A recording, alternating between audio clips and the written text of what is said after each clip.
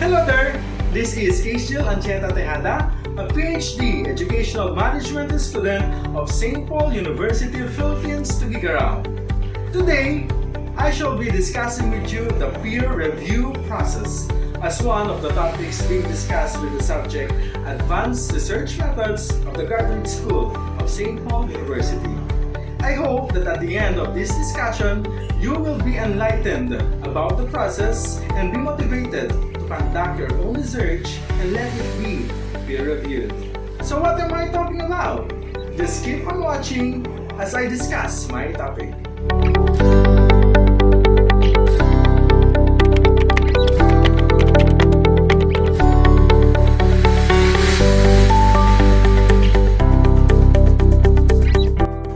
Science has a system for assessing the quality of research before it is published.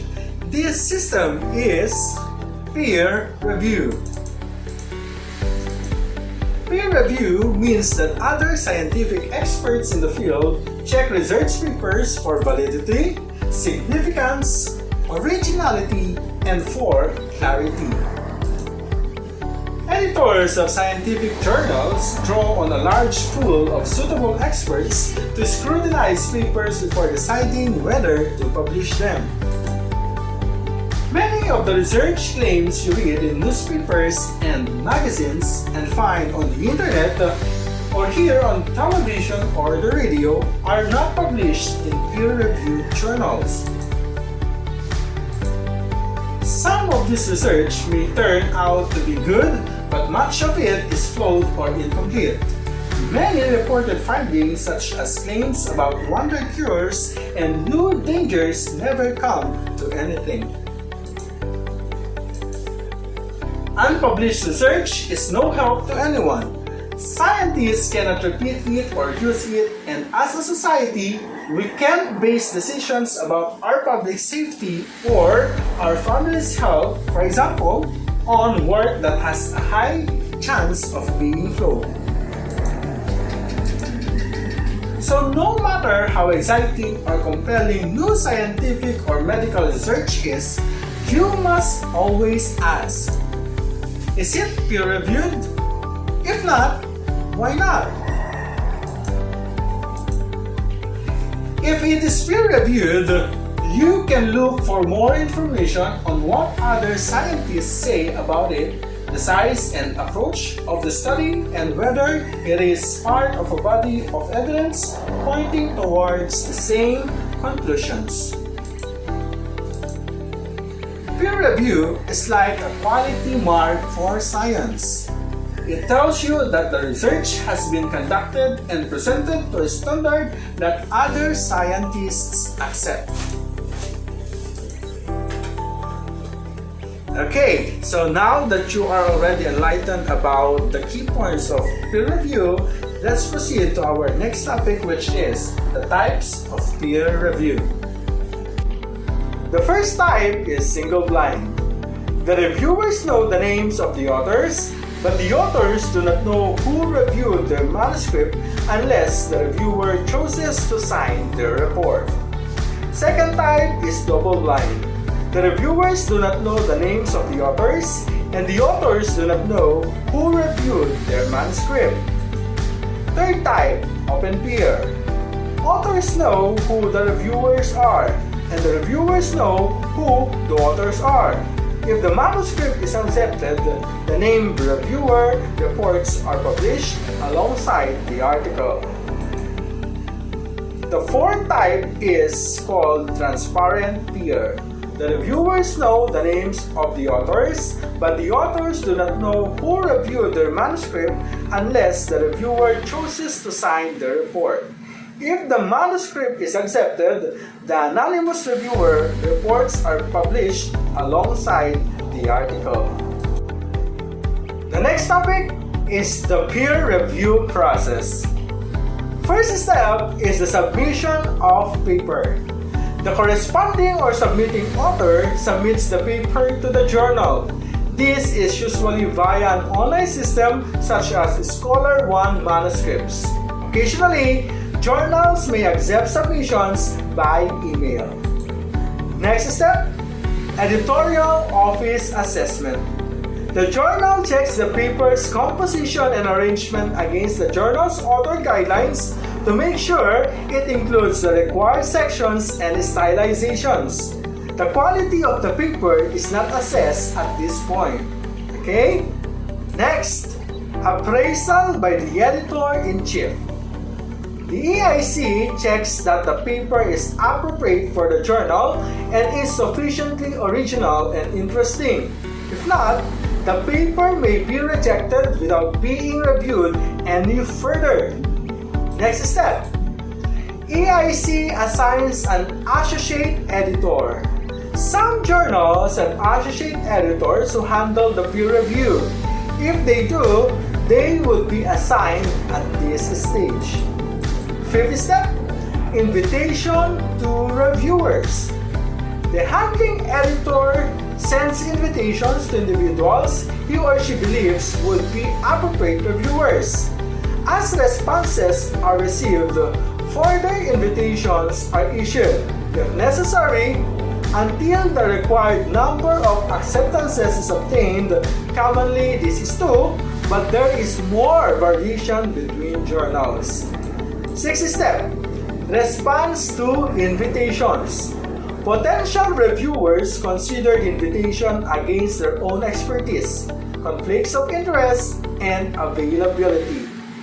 They then accept or decline. If possible, when declining, they might also suggest alternative reviewers. Seventh step.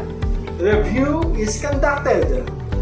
The reviewer sets time aside to read the paper several times. The first read is used to form an initial impression of the work. If major problems are found at this stage, the reviewer may feel comfortable rejecting the paper without further work. Otherwise, they will read the paper several more times, taking notes so as to build a detailed point-by-point review. The review is then submitted to the journal with a recommendation to accept or reject it, or else with a request for revision, usually flagged as either major or minor, before it is reconsidered. Next, journal evaluates the reviews.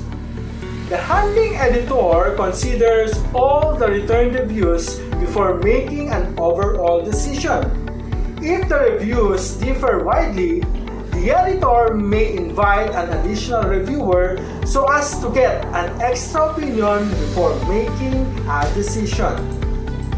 For the ninth step, the decision is communicated. The editor sends a decision email to the author, including any relevant reviewer comments. Whether the comments are anonymous or not will depend on the type of peer review that the journal operates. And for the next steps, if accepted, the paper is sent to production. If the article is rejected or sent back for either major or minor revision, the handling editor should include constructive comments from the reviewers to help the author improve the article. At this point, the reviewer should also be sent an email or letter letting them know the outcome of their review. If the paper was sent back for revision, the reviewer should expect to receive a new version unless they have opted out of further participation. However, where only minor changes were requested, this follow-up review might be done by the handling editor. So those are the steps or the process for the conduct of peer review. The last topic is on the advantages and disadvantages of peer review. Let's talk about first its advantages. First, it establishes the validity of research based upon the expert knowledge of other researchers in the discipline. therefore preventing falsified work from being accepted within an area of study. Second, provides valuable feedback so that researchers can revise or improve their papers before publication. Third, it enables journal editors to select the most important research findings for publication in their journals based upon the objective, independent reviews of an expert group. Then, the process of peer review is understood and accepted by the majority of researchers. And for the disadvantages, first, it can cause lengthy delays in the dissemination or research findings. Next, it is a time-consuming process which places considerable demands on the academic community. There has been an extensive debate as to how effective the peer review process really in detecting errors in academic papers. Third, it may be difficult to protect the anonymity of referees in very specialized research fields where there may be only a small number of experts. Next one, it is sometimes accused of protecting established opinions and not being open to genuinely new ideas.